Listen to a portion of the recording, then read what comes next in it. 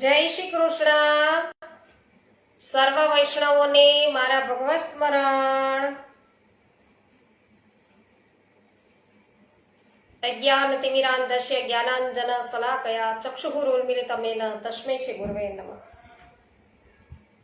શ્રી ગોવર્ધનનાથ કી જય, શ્યામ સુંદર શ્રી યમુને મહારાણી કી જય, શ્રી વલ્લભાધીશ કી જય, શ્રી ગુસાઈજી પરમ દયાલ કી જય, શ્રી ગોકુલનાથ કી જય, શ્રી હરિરાયજી મહાપ્રભુની જય.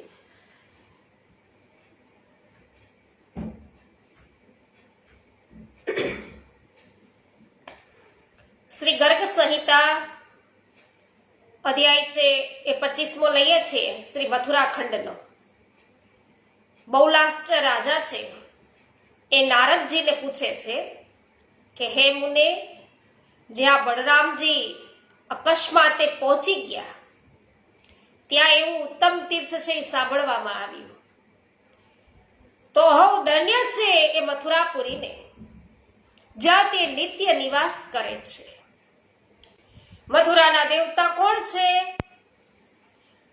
દ્વારપાળ કોણ છે? તેનું રક્ષણ કોણ કરે છે? ચાર કોણ છે? મંત્રી પ્રવર કોણ છે? કયા કયા લોકો દ્વારા ત્યાંની ભૂમિનું સેવન કરવામાં આવ્યું છે? તો શ્રી નારદજી કહે છે કે હે રાજન, સાક્ષાત પરિપૂર્ણતમ ભગવાન શ્રી કૃષ્ણ હરિ સ્વયં જ મથુરાના સ્વામી આ દેવતા છે. ભગવાન કેશવદેવ ત્યાંના કલેશ નાશક છે. સાક્ષાત ભગવાને કપિલ નામે બ્રાહ્મણને પોતાની વરાહ મૂર્તિ પ્રદાન કરી હતી. તો કપિલે પ્રસન્ન થઈ અને તે મૂર્તિ દેવરાજ ઇન્દ્રને આપી અને પછી બધા લોકોને રુદન કરાવનારા રાક્ષસ રાજ રાવણ દેવતાઓને જીતીને એ મૂર્તિનું સેવન કરી અને પુષ્પક વિમાન પર રાખીને લંકામાં આવ્યા અને તેની પૂજા કરવા લાગ્યા, એ મૂર્તિની, કેશવરાજની. તો હે મિથિલેશ્વર, પછી રાઘવેન્દ્ર શ્રી રામ લંકા પર વિજય મેળવીને ભગવાન વરાહને પ્રયત્નપૂર્વક અયોધ્યાપુરીમાં લઈ આવ્યા અને ત્યાં તેમનું અર્ચન કરતા રહ્યા. ત્યાર પછી શત્રુઘ્ન શ્રી રામની સ્તુતિ કરી અને તેમની આજ્ઞાથી એ વરાહ વિગ્રહને પ્રયત્નપૂર્વક મહાપુરી મથુરામાં લઈ આવ્યા અને ત્યાં વરાહ ભગવાનની સ્થાપના કરી અને તેમને પ્રણામ કર્યા.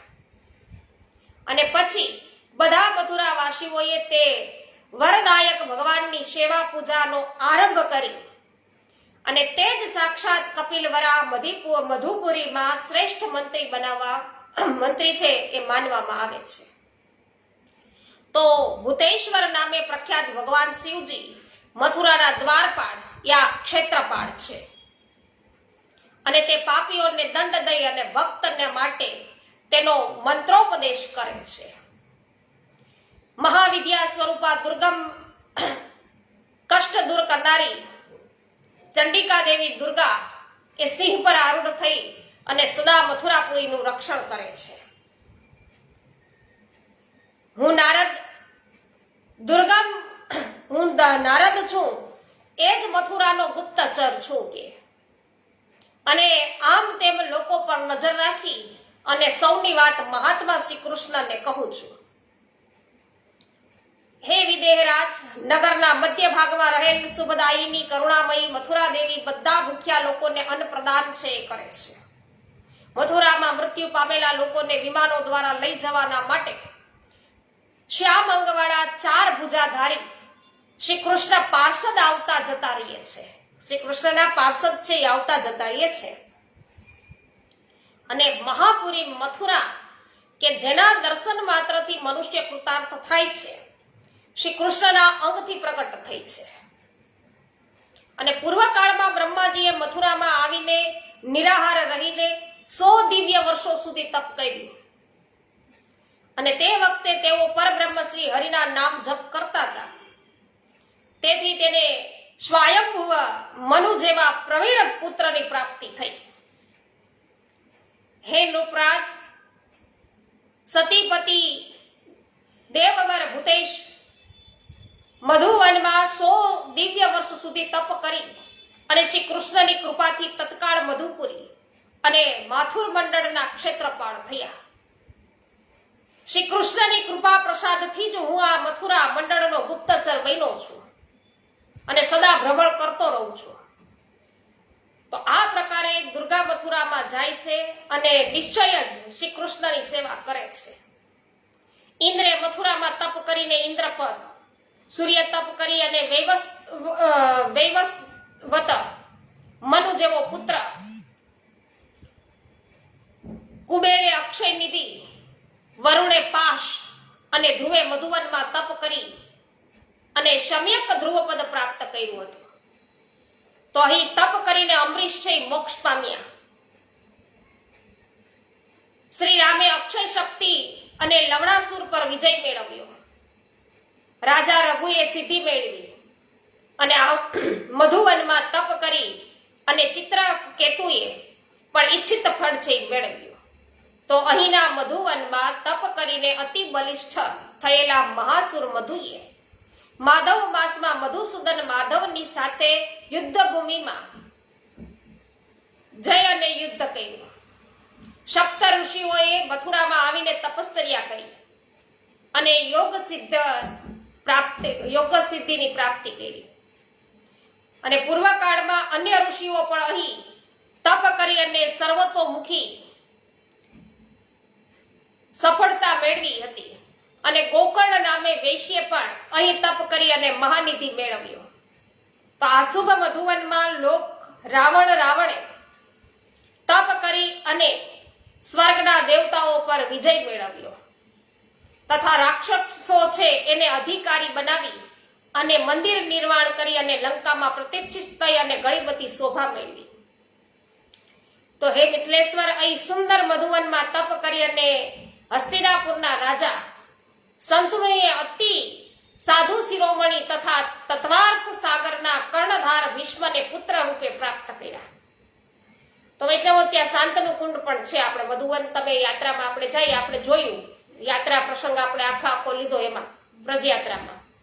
તો શ્રી નારદજી બોલ્યા કે હે રાજન, આદિ યુગમાં ભગવાન વરાહે મહાસાગરના જળમાં જ્યાં મોટા ઊંચા મોજા થતા હતા, ડૂબેલી પૃથ્વીને જેમ હાથી સૂંઢ છે એ સૂંઢમાં કમળ ઉચકી લે તે રીતે સ્વયં પોતાની દાઢથી ઉઠાવીને જ્યારે જળદા પર સ્થાપિત કર્યું પૃથ્વીને, ત્યારે મથુરા મંડળનું માહિતમનું આ પ્રમાણે વર્ણન છે એમણે કર્યું હતું. જો મનુષ્ય મથુરાનું નામ લઈ લે તો તેને ભગવાન નામોચ્ચારણ કરવાનું ફળ છે એ પ્રાપ્ત થાય છે. જો તે મથુરાનું નામ સાંભળે તો શ્રી કૃષ્ણની કથા શ્રવણ કરવાનું ફળ એને પ્રાપ્ત થાય છે. અને મથુરાનો સ્પર્શ કરી અને મનુષ્ય સાધુ સંતોના સ્પર્શનું ફળ મેળવે છે. મથુરામાં રહીને કોઈ પણ ગંધ ગ્રહણ કરનાર માનવી છે એ ભગવદ ચરણો પર ચડેલી તુલસી પત્રની સુગંધ લેવાનું ફળ છે એ પ્રાપ્ત કરે છે. તો મથુરાના દર્શન કરનાર માનવ શ્રી હરિના દર્શનનું ફળ મેળવે છે. સ્વતઃ કરેલો આહાર પણ અહીં ભગવાન લક્ષ્મીપતિના નૈવેદ્ય પ્રસાદ ભક્ષણનું ફળ મેળવે છે. તો આપણે પોતે જ ખાલી મથુરામાં ભોજન લીધું હોય તો પણ પ્રભુનો પ્રસાદ છે આપણે લીધો છે એવું ફળ પ્રાપ્ત થાય. તો બંને હાથોથી અહીં કોઈ પણ કાર્ય કરીને શ્રી હરિની સેવા કરવાનું ફળ છે એ મેળવે છે. અને ત્યાં હરનાર ફરનાર પણ પગલે પગલે તીર્થ યાત્રાનું ફળના ભાગીદાર તેઓ થાય છે. આપણે એટલા માટે વિષ્ણુ પેલા અંતરગૃહી છે એ મથુરાની પરિક્રમા આવે, પછી બહિર્ગૃહી આવે છે. તો હે રાજન સાંભળો, જે રાજાધિરાજોના હનન કરનાર, પોતાના સગોત્રના ઘાતક અને ત્રણેય લોકનો નાશ કરવાના માટે પ્રયત્નશીલ રહે છે એવા મહાપાપી પણ આ મથુરામાં નિવાસ કરીને યોગીશ્વરોની ગતિને પ્રાપ્ત થાય છે. તો એ પગોને અધિકાર છે જે કદી મથુરાના દર્શન કરી શક્યા નથી. તો હે મિથિલેશ્વર, એ કાનોને ધિકાર છે કે જેણે મથુરાનું નામ સાંભળ્યું નથી એ વાણીને પણ ધિકાર છે કે જેણે કદી સહેજે મથુરાનું નામ લીધું નથી. હે વિદેહરાજ, મથુરામાં 14 કરોડ વનો છે અને જ્યાં તીર્થો છે એનો વાસ છે. એ તીર્થોમાંથી દરેક મોક્ષદાયક છે. તો એ બધા તીર્થો છે એ મોક્ષદાયક છે. હું મથુરાનું નામોચ્ચારણ કરું છું અને સાક્ષાત મથુરાને પ્રણામ કરું છું. તો જેમાં અસંખ્ય બ્રહ્માંડોના અધિપતિ પરિપૂર્ણતમ દેવતા ગોલોકના નાથ સાક્ષાત શ્રી કૃષ્ણચંદ્રે સ્વયં અવતાર લીધો એ મથુરાપુરીને નમસ્કાર હો. બીજી પુરીઓમાં શું છે? જે મથુરાનું નામ તત્કાળ પાપોનો નાશ કરે છે. જેનું નામ ઉચ્ચારણ કરનારને સર્વ પ્રકારની મુક્તિનો અનુભવ થાય છે. તો જે બધી મુક્તિઓ એના માટે સુલભ બને છે તથા જેની ગલી ગલીમાં વૈષ્ણવો મુક્તિ મળે છે. એ મથુરાને એ વિશેષતાઓના કારણે વિદ્વાન પુરુષ છે એ શ્રેષ્ઠતમ માને છે. તો મથુરાની ગલીમાં ફરવાનું આવે હો વૈષ્ણવ. અંતર્ગૃહી પરિક્રમા કરો ને ત્યારે. જો જગતમાં કાશી આદિ નગરીઓ પણ મોક્ષદાયીની છે તો પણ તે બધામાં મથુરા ધન્ય છે. જે જન્મ, મોજી વ્રત, મૃત્યુ અને દાહ સંસ્કારો દ્વારા મનુષ્યોને 4 પ્રકારની મુક્તિ છે પ્રદાન કરે છે. જે સર્વ નગરીઓમાં ઈશ્વરી, વ્રજેશ્વરી, તીર્થેશ્વરી, યજ્ઞ તથા તપની નિધિશ્વરી, મોક્ષદાયિની તથા પરમ ધર્મ ધુરંધરા છે. આ એવી ધરા છે એમ. તો મધુવનમાં એ શ્રી કૃષ્ણપુરી મથુરાને હું નમસ્કાર કરું છું. વૈદેહ રાજેન્દ્ર, જે લોકો એકમાત્ર ભગવાન શ્રી કૃષ્ણમાં મન લગાડીને સંયમ અને નિયમપૂર્વક જ્યાં પણ ક્યાંય રહીને પણ મધુપુરીનું આ મહાત્મ્ય સાંભળે છે, એટલે કોઈ પણ જગ્યાએ રહીને કોઈ પણ સ્થાને મધુપુરીનું મહાત્મ્ય જે કોઈ સાંભળે છે તે મથુરાપુરીની પરિક્રમાનું ફળ મેળવે છે. એમાં કોઈ પણ પ્રકારનો સંશય નથી એમ ગર્ગાચાર્યજી કહે છે. તો હે વિદેહરાજ, જે લોકો આ મથુરા ખંડને સર્વત્ર સાંભળે છે, ગાય અને વાંચે છે, તેને અહીં સર્વ પ્રકારની સમૃદ્ધિ અને સિદ્ધિઓ સદા સ્વભાવથી પ્રાપ્ત થતી જાય છે. તો જે ઘણા વૈભવની ઈચ્છા કરનાર લોકો નિયમપૂર્વક રહી અને આ મથુરા ખંડનું 21 વાર શ્રવણ કરે છે, તેના ઘરે અને દ્વારને હાથીના કર્ણતાલોથી પ્રતાડિત ભ્રમરાવલી અલંકૃત કરે છે.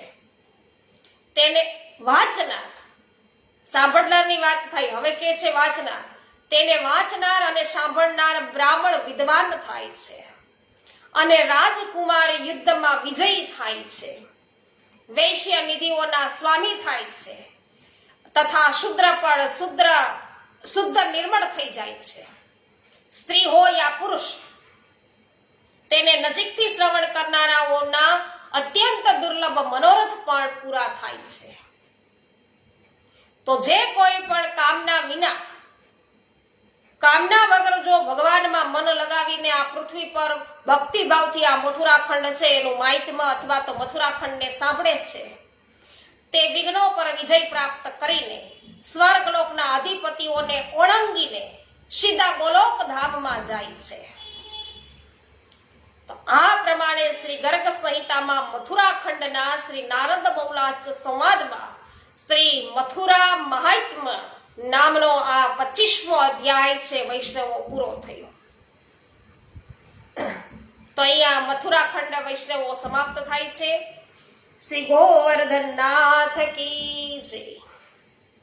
સર્વપ્રથમ ઉપસ્થિત થનાર વિનોદભાઈ ગજ્જર, આપનું સ્વાગત છે. ભાવનાબેન ગજ્જર, સ્વાગત છે. જય હો, આપ ખૂબ સરસ કહી રહ્યા છો, આભાર. બાબુભાઈ ગોટી, આપનું સ્વાગત છે. હેમાબેન ગુજરાતી, સ્વાગત છે. કથિરિયા વલ્લભભાઈ, સ્વાગત કરું છું.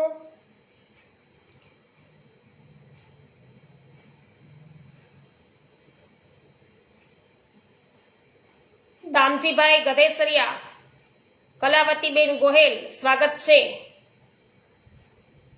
માધુરીબેન મિસ્ત્રી જય હો સ્વાગત છે, પરેશભાઈ વાયદા આપનું પણ સ્વાગત છે વાયદા, લીનાબેન પટેલ આપનું સ્વાગત છે, જમનભાઈ વાડી, વ્રજભાઈ કંડોરિયા સ્વાગત છે, પોસ્ટ શેર કરવા બદલ આભાર, જીતુભાઈ પોકિયા, લલિતાબેન અકબરી, વિઠ્ઠલભાઈ ઉંદાજ, મધુબેન ઉંદાજ સ્વાગત છે, ઉન્નતિબેન ભીમાણી, દીપકભાઈ આપનું સ્વાગત છે, મનીષાબેન ગધેથરિયા, લલિતાબેન અકબરી, મનીષાબેન અઘેરા, મનસુખભાઈ ગજેરા, બિપિનભાઈ ડોબરિયા, જયાબેન ઘોડાસરા, શાંતિભાઈ ઘોડાસરા, જ્યોત્સનાબેન દામેજા, મંગલાબેન રૂપારેલ, હંસાબેન પટેલ, હરિભાઈ બાવીસા, અરવિંદભાઈ ભંડેરી, વિનોદભાઈ વાછાણી, હેમાબેન ગુજરાતી, કાંતાબેન કોઠડિયા, સર્વ વૈષ્ણવજનોનું સ્વાગત છે, કંચનબેન પટેલ આપનું પણ સ્વાગત કરું છું, જ્યોત્સનાબેન જય હો, ભાવતીબેન ઠુમર આપનું સ્વાગત છે, જયશ્રીબેન પટેલ સ્વાગત છે, અને મુકેશભાઈ અઘેરા આપનું પણ સ્વાગત કરું છું. તો વૈષ્ણવો, હવે આપણે દ્વારિકા ખંડની અંદર પ્રવેશ કરીએ છીએ. તો અહીંયા જરાસંઘે વૈષ્ણવો મથુરા ઉપર છે આક્રમણ જે કરેલું છે એ શ્રી કૃષ્ણ બલરામે તેની સેનાનો કરેલો સંહાર, પછી મગધરાજનો પરાજય અને શ્રી કૃષ્ણ બલરામ વિજય થઈ અને મથુરામાં આ બધી જે લીલાઓ જે કરી છે એનું આની અંદર છે સમાવેશ થઈ જશે. તો કૃષ્ણાય વાસુદેવાય દેવકી નંદનાય ચ નંદ ગોપ કુમારાય ગોવિંદાય નમો નમઃ. જે વસુદેવના પુત્ર અને દેવકી નંદન હોવાની સાથે જ નંદ ગોપના કુમાર છે એ સચ્ચિદાનંદ સ્વરૂપ શ્રી ગોવિંદને વારંવાર નમસ્કાર હો. બહુલાશ્ચ બોલ્યા છે કે હે બ્રહ્મન, મેં આપને શ્રી મુખેથી અદ્ભુત મથુરાખંડની કથા સાંભળી. હવે મને શ્રી કૃષ્ણ ચરિત્રામૃતથી પૂર્ણ દ્વારિકા ખંડ શ્રવણ કરાવો. શ્રી રમાવલ્લભ શ્રી કૃષ્ણના કેટલા લગ્ન, કેટલા પુત્ર અને કેટલા પૌત્ર થયા. હે મહામતે, તેમનું મથુરાને છોડી અને દ્વારિકામાં નિવાસ કરવાનું શું કારણ હતું તે બધું મને કહેવાની કૃપા કરો. તો વૈષ્ણવ, અહીંયા જે આપણે સેવ્ય પ્રભુ આપણા છે શ્રી બાલકૃષ્ણ વ્રજાધિપ, એનાથી આગળ આપણે અત્યારે છે એમની વાર્તા છે એ સર્વપ્રથમ સાંભળી કથા. એ પછી જે જ્ઞાન માર્ગી અને જે જ્ઞાનેશ્વર અને યોગેશ્વર છે એમની આ વાર્તા કહેવાય, એની કથા છે. તો એ મથુરા ખંડમાં પણ સાંભળી, હવે દ્વારિકા ખંડમાં પણ આપણે જે સાંભળીએ છીએ. તો આપણે શ્રી કૃષ્ણ ચરિત્રથી વૈષ્ણવો પૂરેપૂરા છે એ માહિતગાર થઈ શકે, કહેવાનો અર્થ એ છે. બાકી આપણા માટે તો શ્રી પ્રભુએ વ્રજની અંદર જે લીલા કરી છે એનું જ સતત આપણે ચિંતન છે એ કરવાનું છે. તો અહીંયા બહુલાચ રાજા છે એ આવી રીતે કહી રહ્યા છે, એટલે એના ઉત્તરમાં નારદજી કહે છે કે હે નિખલેશ્વર, મહાબલી કંસના માર્યા ગયા પછી તેની બે રાણીઓ અસ્થિ અને પ્રાપ્તિ એ ઘણા દુઃખથી જરાસંઘને ઘેરે ગઈ. તેના મુખેથી કંસના મૃત્યુનું વૃતાંત સુણી અને જરાપુત્ર મહાબલી જરાસંઘ અત્યંત ક્રોધિત થઈ અને આ પૃથ્વીને યદુવંશીઓથી શૂન્ય કરવાને માટે તૈયાર થયો જરાસંઘ. એટલે કે યદુવંશીઓનું નામો નિશાની કે મિટાવી નાખવું. તો હે રાજન, એ બળવાન નરેશે 23 અક્ષોહિણી સેનાની સાથે લઈ અને મથુરામાં કેર વર્તાવ્યો. મહાસાગરના સમાન ગર્જના કરનારી તેની સેના અને ભયથી વ્યાકુળ થયેલી પોતાની નગરીને જોઈને સાક્ષાત ભગવાને સભામાં બળદેવજીને કહ્યું કે હે ભાઈ બલરામજી, આ મગધરાજ જરાસંઘની સમગ્ર સેનાનો તો નિસંદેહ નાશ કરવો જ જોઈએ, કિંતુ આ મગધ નરેશને તો મારવો જોઈએ નહીં, કે જેથી એ પુનઃ સેનાને લઈ અને આવવા તૈયાર નહીં થાય. તો જરાસંઘને જ નિમિત્ત બનાવી અને પૃથ્વીના રાજાઓના રૂપમાં રહેલા પૃથ્વીના સમસ્ત ભારને અહીં રહીને હરી લઈશ અને સાધુ પુરુષોને પ્રિય કરીશ. આમ ભગવાન શ્રી કૃષ્ણ છે એ બોલ્યા સભામાં હે રાજન, ભગવાન શ્રી કૃષ્ણ આ પ્રકારની વાત કરી જ રહ્યા હતા કે વૈકુંઠથી સર્વની નજર સમક્ષ બે સુંદર રથ છે ઉતરી આવ્યા વૈકુંઠ લોકથી. એ રથો પર તત્કાળ આરૂઢ થઈને મહાબલી બલરામ અને શ્રી કૃષ્ણ યદુવંશો છે એ યદુવંશીઓની થોડીક સેના લઈ અને તરત જ નગરની બહાર નીકળ્યા. આકાશમાં દેવતાઓની નજર સમક્ષ પૃથ્વી પર યાદવો અને માગધોમાં અદ્ભુત રોમાંચકારી અને તુમુલ યુદ્ધ થવા લાગ્યું.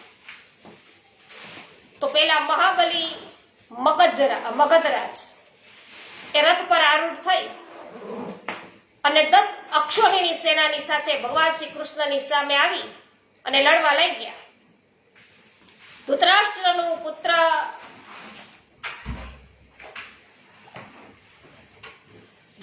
પુત્ર દુર્યોધન જરાસંઘની સહાયતાના માટે 5 અક્ષોહિણી સેનાની સાથે આવી અને યાદવોની સાથે યુદ્ધ કરવા લાગ્યો.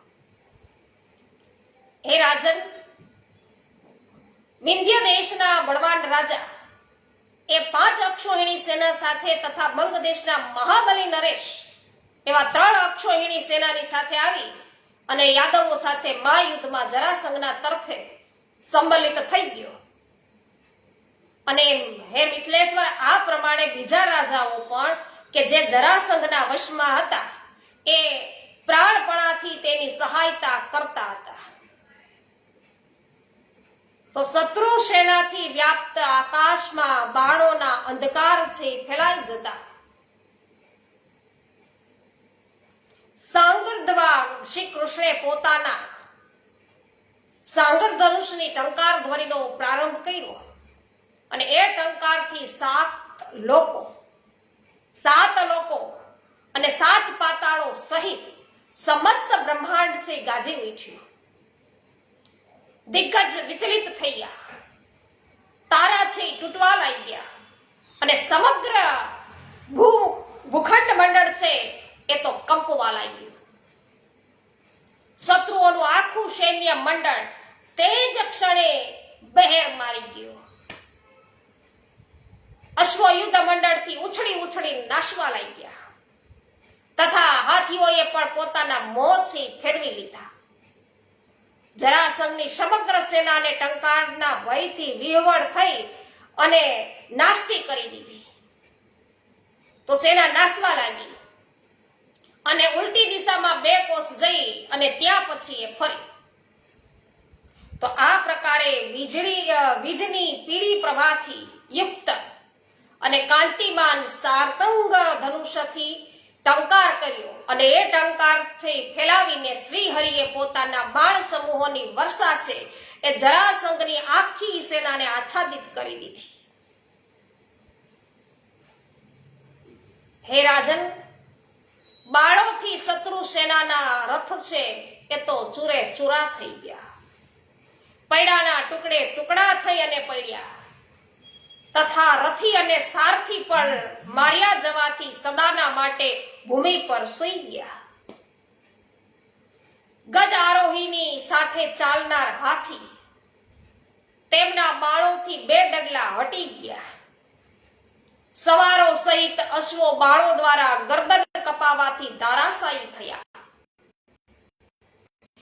આ પ્રકારે મહાયુદ્ધ વક્ષસ્થળ કપાવાથી પાયદળથી ધરાશાયી થયા. તેના કવચ પડી ગયા. તે નિર્સંદેહ કાળની ગર્તામાં ચાલ્યા ગયા. હે રાજન, જેમ ફૂટેલું વાસણ કોઈ ઊંધું થાય કે પછી વાંકું દેખાય છે તે પ્રકારે જેમ શરીર કપાતું હતું તે રાજકુમાર સમરાંગણમાં કોઈ ઊંધે માથે તો કોઈ આડે માથે પડેલા હતા. એક જ ક્ષણમાં રણભૂમિમાં 100 કોશ લાંબી રક્તની નદીઓ વહેવા લાગી, જે અત્યંત દુર્ગમ હતી. હાથી તેમાં મગર સમાન દેખાતા હતા એ લોહીની નદીઓમાં. તો રથ શિશુમારોના, કેશ સવારોના તથા કપાયેલી ભુજાઓનો એ સર્પોનો ભ્રમ ઉત્પન્ન કરતી હતી, એટલે કે એ બધા સાપ જેવા લાગતા હતા. હાથ છે એ માછલીઓ તથા મુકુટોના રત્નો, હાર અને કુંડળો, કાકરા, પથ્થર દેખાતા હતા. અસ્ત્ર શસ્ત્ર છે સીપ, છત્ર, શંખ અને ચામર તથા ધ્વજા એ રેતી જેવા દેખાતા હતા. રથના પૈડા છે એ મમડોનો ભ્રમ ઉત્પન્ન કરતા હતા અને બંને બાજુની સેનાઓ રુધિર સરિતાના બે કિનારા જેવી હતી. તો વચ્ચે છે લોહીની નદી વહી રહી હતી. આ પ્રમાણે એ 7 યોજનના વિસ્તૃત નદી વૈતરણી સમાન ભયંકર લાગતી હતી. તો પ્રમથ, ભૈરવ, ભૂત, બેતાલ અને યોગીનીઓ અટહાસ્ય કરતી આ રણભૂમિમાં નાચવા લાગી. હે નૃપેશ્વર, તે ભૂત વેતાલ આદિ ખપ્પરમાં લઈને નિતરતા હોય એવા રક્ત પીતા હતા અને ભગવાન શંકરની મૂંઢમાળા બનાવવાના માટે કપાયેલા મસ્તકોનો સંગ્રહ કરી રહ્યા હતા.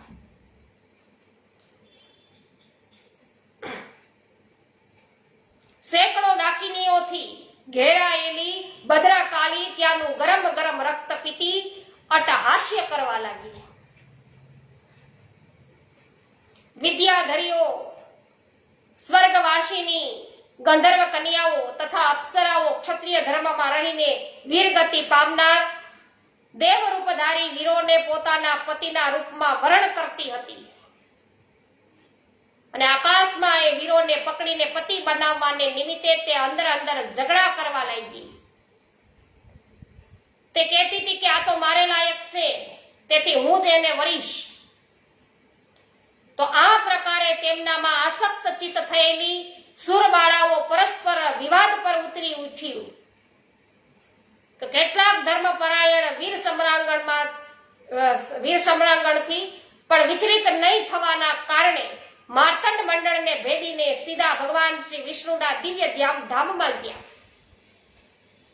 અને શેષ સેનાને ત્રિલોકનું બળ ધારણ કરનાર બળદેવજી કુપિત થઈ અને હળથી ખેંચીને મુશળથી મારવા લાગ્યા.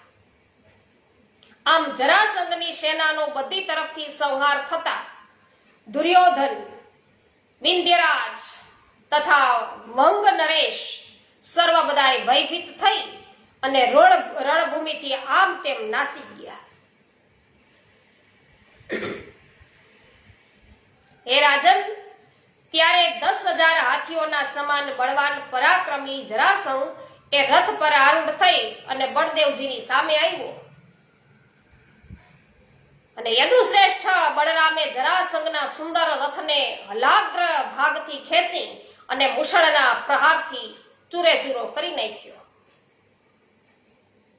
અશ્વો અને સારથીના માર્યા જવાથી રથહીન થયેલા જરાસંઘે બધા શસ્ત્ર સમૂહો છેનો ત્યાગ કરી અને બળદેવજીને બંને હાથે પકડી લીધા.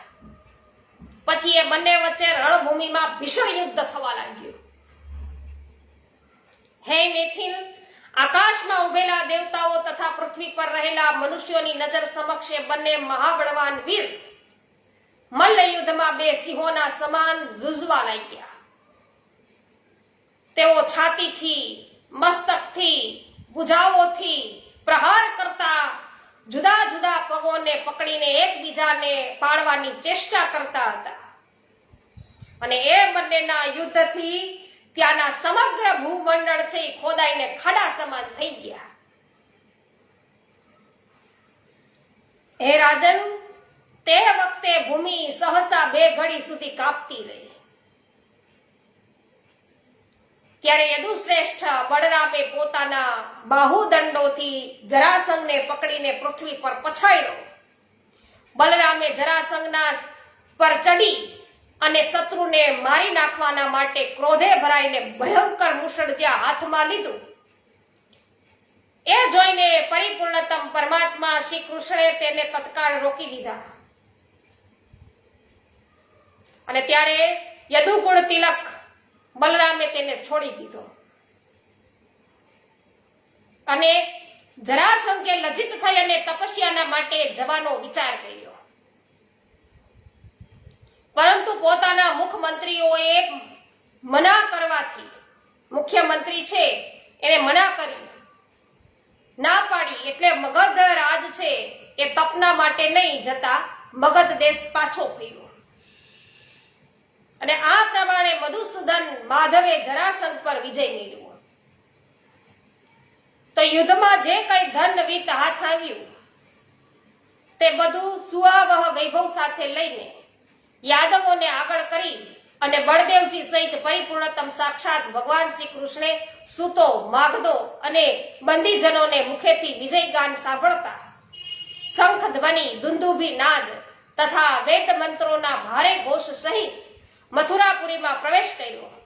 માર્ગમાં માંગલિક વસ્તુઓ, ફૂલો થકી તેની પૂજા થતી હતી અને દરેક દ્વાર પર મંગળ કળશથી સુશોભિત નગરીની શોભા જોતા પિતાંબરધારી શ્યામ સુંદર વિગ્રહ, શુભાંગ શોભિત ચમકતા કિરીટ, અંગન અને કુંડળોથી ઉદ્ભાસિત અને સાથે અસ્ત્ર શસ્ત્રોને ધારણ કરનારા ભગવાન ગરુડ ધ્વજ, તાલ ધ્વજ બલરામની સાથે મુખથી મંદ મંદ હાસ્યની છટા વિખેરતા રાજા ઉગ્રસેનની પાસે જઈ અને તેમને તમામ ધન સામગ્રી છે ભેટ ધરી. અને તે વખતે ચંચળ અશ્વોથી જોડાયેલા તેમનો રથ છે શોભી રહ્યો હતો તથા દેવગણ તેમની પૂજા પ્રશંસા કરતા હતા. તો આ પ્રમાણે શ્રી ગર્ગ સંહિતામાં દ્વારિકા ખંડના શ્રી નારદ બહુલાચ સંવાદમાં જરાસંઘ પરાજય નામનો પહેલો અધ્યાય છે પૂરો થયો. શ્રી વલ્લભાધીશ કી જય. શ્રી કૃષ્ણ કન્હૈયા લાલ કી જય. હેમાબેન ગુજરાતી જય હો. રસિકભાઈ ગઢિયા, અંશુયાબેન ગઢિયા સ્વાગત છે. પરેશભાઈ ગજેરા સ્વાગત છે, પોસ્ટ શેર કરવા બદલ આભાર. વિઠ્ઠલભાઈ ગોંડલિયા સ્વાગત છે. લીનાબેન પટેલ જય હો. જે.આર. વડાલિયા સ્વાગત છે, પોસ્ટ શેર કરવા બદલ આભાર. કુંદનબેન પરમાર સ્વાગત છે. વિનોદભાઈ જય હો. સવિતાબેન ગોદાણી જય હો. દીપાબેન અજુડિયા સ્વાગત છે. વિઠ્ઠલભાઈ ડોંગા જય હો સ્વાગત છે. નનસુખભાઈ જોશી સ્વાગત છે.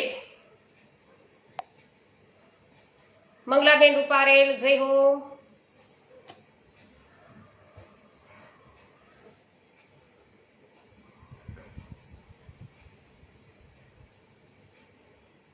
શ્રી ગોવર્ધનનાથ કી જય. શ્યામ સુંદર શ્રી યમુને મહારાણી કી જય. શ્રી વલ્લભાધીશ કી જય. શ્રી ગુસાઈજી પરમ દયાલ કી જય. શ્રી ગોકુલનાથ કી જય. શ્રી હરિરાયજી મહાપ્રભુની જય. સર્વે વૈષ્ણવોને મારા જય શ્રી કૃષ્ણ.